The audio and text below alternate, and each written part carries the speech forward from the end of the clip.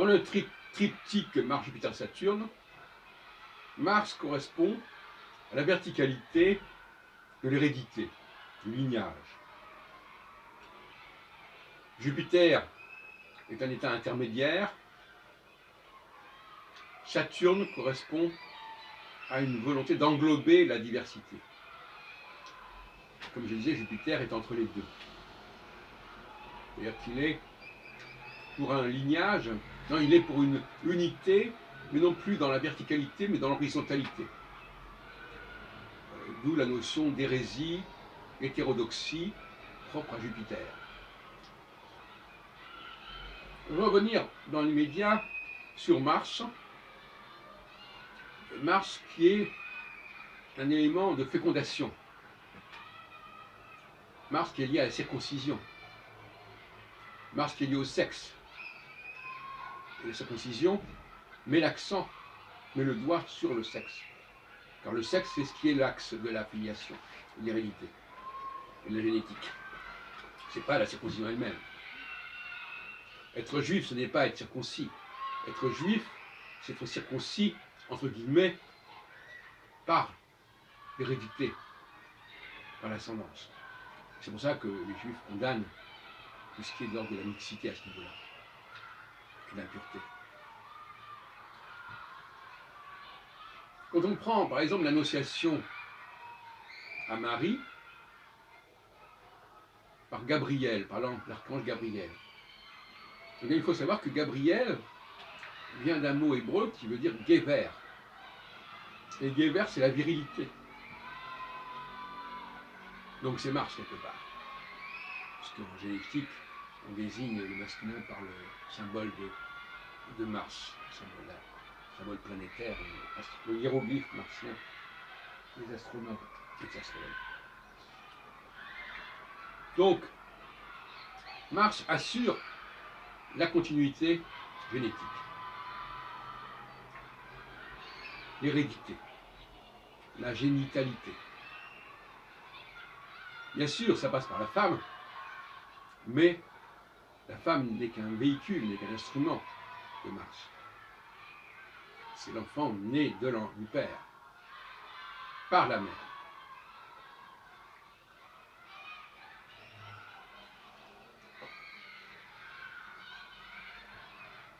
Donc, c'est fondamental. C'est pour ça que Mars est la planète la plus rapide, parce que nous avons besoin constamment de cette hérédité pour nous reproduire, au niveau de la cellule familiale, au niveau de la tribu.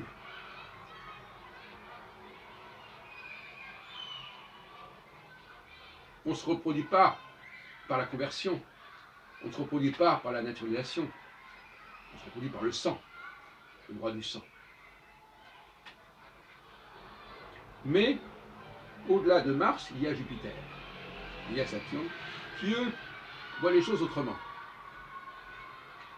Ils voient l'unité horizontale. Comme dirait Zemmour, il faut s'assimiler. S'assimiler, ce n'est pas la génétique, c'est l'imitation, c'est le mimétisme. Et puis pour Saturne, il n'est même pas nécessaire de s'assimiler, il faut accepter la citoyenneté impériale, la citoyenneté dans la diversité, sur le modèle, comme dirait Jean-François Colosimo, le modèle américain qui est assez bien conçu, effectivement. C'est avoir une grande diversité, qui est donc jupitérienne, où chaque groupe ménage son homogénéité, sa cohérence intérieure, et d'autre part, l'État fédéral qui coiffe, qui englobe l'ensemble de cette diversité. Et j'ai dit tout à l'heure, dans une autre vidéo, que le fait de vouloir englober, de vouloir s'étendre, n'est pas une faiblesse, même si ça peut créer de la faiblesse. Et donc le fait que pour les Juifs, il y ait une possibilité d'expansion n'est pas le fait d'une quelconque démission, comme certains chrétiens voudraient le faire croire. Il faut être fort, il faut avoir confiance en soi pour s'étendre. Tous les grands empires avaient un cœur, un nœud fondamental. Il y a un empire juif qui englobe le christianisme, l'islam. Alors le christianisme et l'islam disent non, non, c'est les juifs qui ont démérité, les juifs ne sont plus importants. C'est assez amusant. C'est une sorte d'anticolonialisme en fin de compte qu'on entend ici. Alors on nie l'élément moteur, l'élément matriciel, et on nous explique même que finalement cet élément matriciel, il a démérité, qu'il n'est plus là, il n'a plus d'intérêt, parce qu'il n'a plus le soutien d'une autorité supérieure, Dieu.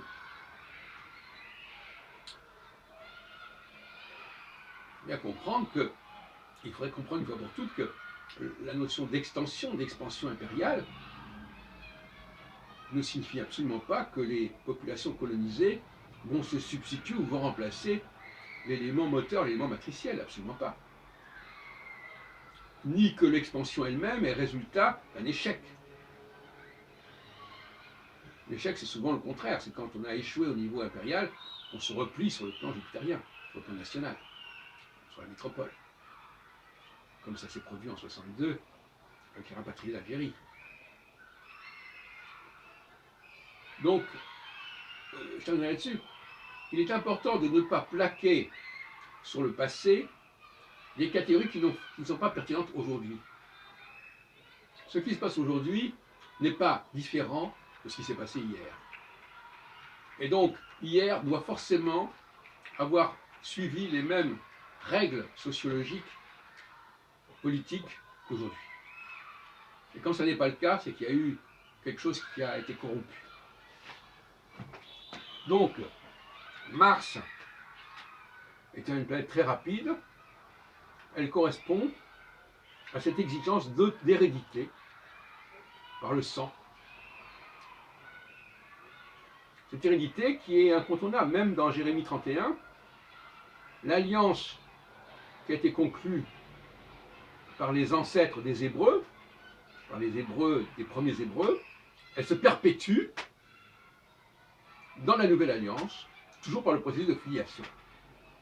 Et ça fait chier les chrétiens.